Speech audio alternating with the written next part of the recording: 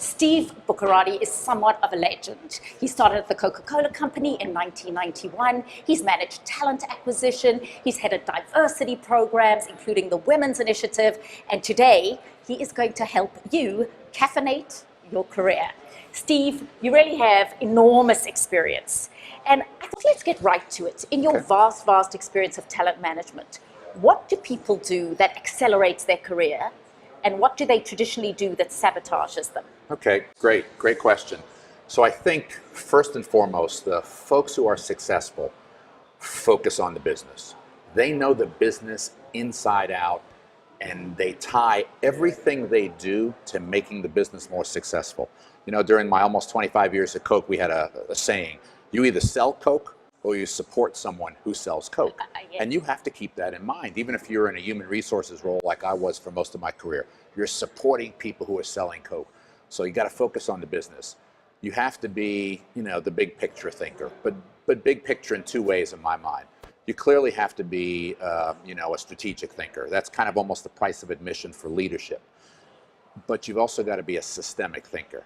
And what I mean by that is you've got to be someone who knows how to connect the dots, who can connect every dot to every dot, and then step back and say, and what dots do I not see, or does anyone else not see? And then find those dots and connect them. So this whole idea of strategic and systemic thinking is huge. You have got to be, you know, in my mind, willing to make the tough decisions. You've got to step forward in critical moments, and you have to be willing to be, you know, the person who voices the different thought, is the contrarian. Give an example of that. Yeah. But you were saying a leader could be in a meeting, or a potential leader could be in a meeting. Yeah, and so here's the example I give. I mentor a lot of people. I've mentored probably 40 people in my career at Coke. One of the things I always tell them is you can be in the room, and you're typically in a meeting, there's 10 to 12 other folks in that room, and there's somebody presenting an idea, and everybody's kind of nodding their head around the table. It's okay to be the contrarian. It's okay to say, okay, this all sounds great. What were the 2 or 3 ideas that you had that you decided not to use in lieu of using this one? Or this all sounds really great.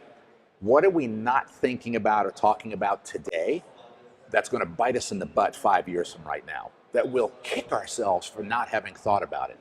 So those are the kinds of things in my mind that are crucial to navigating being successful. Obviously, the price of admission is also being a great communicator, being a great collaborator. Sabotage, that's a really interesting question. I think folks who have their own agenda will lose in the end. I think I have seen it over and over and over again of people who have their own agenda, they put their own agenda ahead of the company's agenda, and they may win initially, it catches up to them. And so I don't think anybody who I've ever seen who's been enormously successful has ever been successful putting their agenda first. So if I were to ask you, what is your biggest takeaway? What is the thing, if you were going to give cliff notes to somebody, what would you say? Number one is be? Yeah, number one is business focus and results driven. Again, the Cliff Notes version would be systemic and strategic thinker, communicator, collaborator, and be a contrarian.